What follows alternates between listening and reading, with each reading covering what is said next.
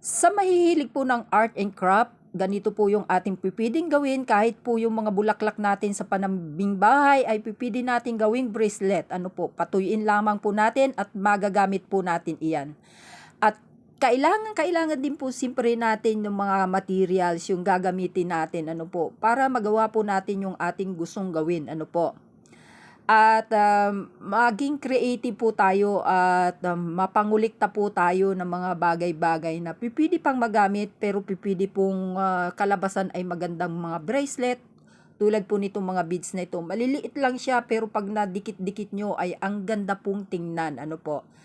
At hindi lang po mga bracelet ang ginagawa ko, gumagawa din po ako ng hikaw, mga kwintas, ano po. Ayan po yung libangan ko po dito sa ibang bansa.